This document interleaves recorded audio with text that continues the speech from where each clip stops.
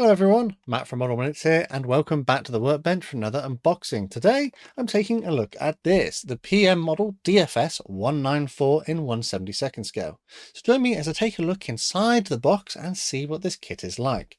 So starting off on the outside of the box, we've got this sort of yellow boxing, which is quite familiar from current PM model kits, and also their artwork sort of design that they use for their kits. I quite like we've got this all metal aircraft on the front here with a line drawing behind. It does up here say that this is a rocket powered research aircraft, and I believe this was a precursor to the Me-163. We have a single Luftwaffe insignia up here, which indicates that there is at least one paint scheme and it will be for a German example. Down here it tells us it's 1/72 scale, and we have a item code of PM215. Nothing else to see here, so we'll flip over and it's exactly the same on this side. So we'll look on the thin edges, which don't feature any further information other than a price, which I will discuss a bit later on. On the long thin edges, you can see that we've got some images of other kits which are in the PM model range. And I do quite like the PM model range because they do have some interesting subjects. Flipping over to the other long edge, you can see we have a little more information, in particular that this was made in Turkey, and we've got an importer's sticker here for Bachmann Europe. But other than that, that's pretty much it. Not a great amount of detail on the outside of the box. No copyright date, no tooling date, no dimensions, no part count. So it is a bit of a lucky dip what you're going to get inside the box unless you've done some research. So let's get inside this box and see what we've got. And as you can tell, I've had the bag open because I do love to get inside these boxes and see what there is. I'm like a child. As soon as I buy it, I need to have a look inside the box. So what we'll do is we'll look at the paperwork first. And the paperwork comes with this nice little art print. I don't really care for these, but I do see, the extra value that they provide. You could frame it, you could put it in a little book or something. It's quite a nice addition, but personally, I will probably just end up recycling that. Our instructions then are a slightly glossy piece of paper, and again you can see there is elements of color on here, which is fantastic. So on this front page we've got multiple languages which tell us about the actual rocket powered sort of research glider that was the DFS-194. We can then open it up, and on this side we have our assembly instructions, which have elements of color but not a great deal. So not a complicated kit by the looks of it. We have a few details which make up our cockpit. We then assemble our fuselage, sandwiching our cockpit parts. You can see we've got a control panel, seat, and a control stick.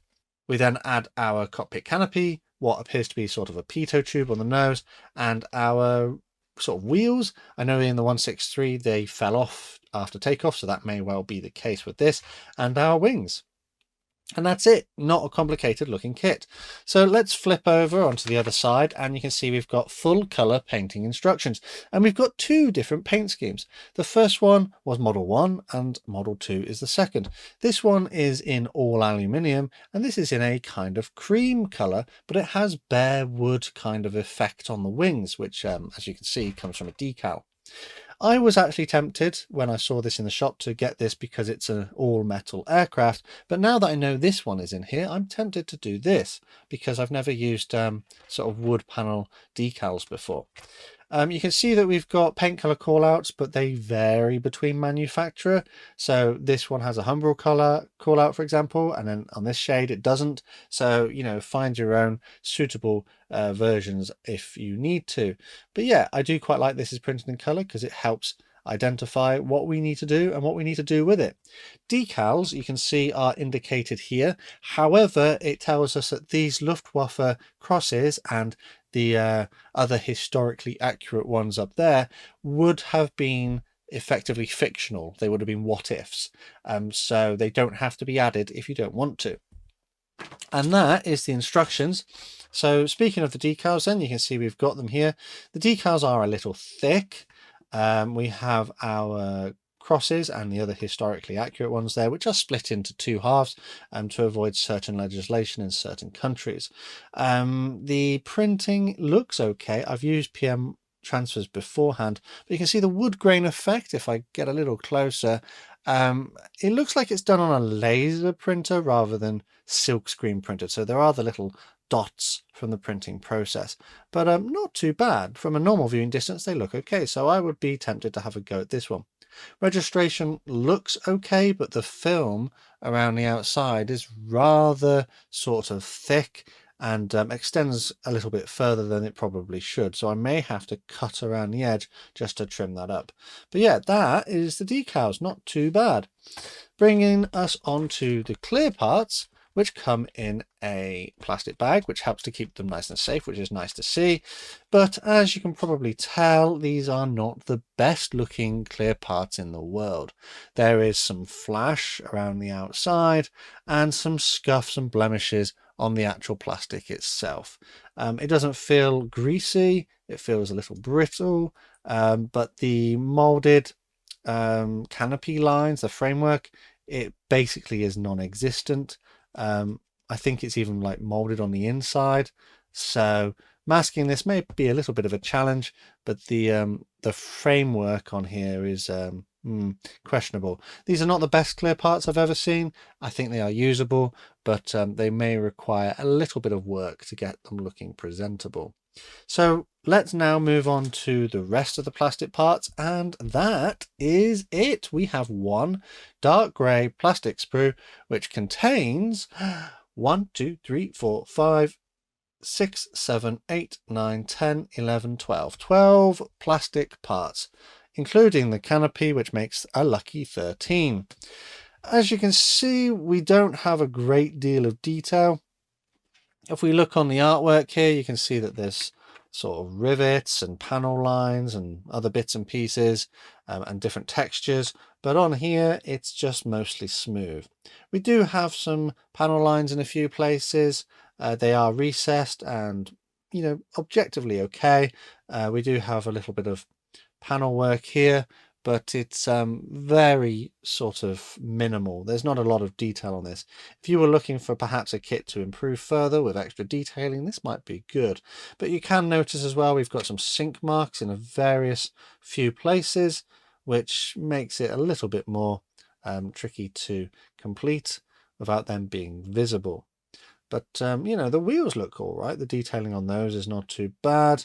The ejector pin marks seem to be on internal surfaces, although we've got some external ones here, which are not great. The control panel is just a very crude representation, and there's no internal detail on the inside of this. The molding is generally okay. There's not a great deal of flash, but there are a few little bits, and the molding does suffer from a few scuffs and a slightly strange texture in a few places. Naturally, without assembling this, I can't speak for the fit of the parts, so hopefully it's not too bad to build. The plastic doesn't feel overly greasy. It is a little bit hard, not much flex in it. But yeah, that is pretty much it. It's not a terrible looking kit, but I have seen considerably better. So we had 12 grey plastic parts, molded to a moderate quality, but quite lacking in detail that supposedly would have been visible on the actual glider or rocket aircraft. We have one clear part which does require a bit of work to get it looking presentable. It is usable by the looks of it, but it might take a little bit of care to clean it up and actually mask it if that's what you're going to do. We have a sheet of decals which you know, I quite like that we've got the inclusion of a wood grain one, and we've also got these which I'll probably keep as spares because I probably won't use them because they were fictional. We had a little art print, which is always a nice addition, but personally I don't really mind too much if that wasn't included. And our instructions, you know, whilst these are printed in full color, which is really good to see, but these part here may be a little bit cluttered because we have added parts which maybe people wouldn't have spotted, but you know, it's not terrible. It's fairly simple to follow.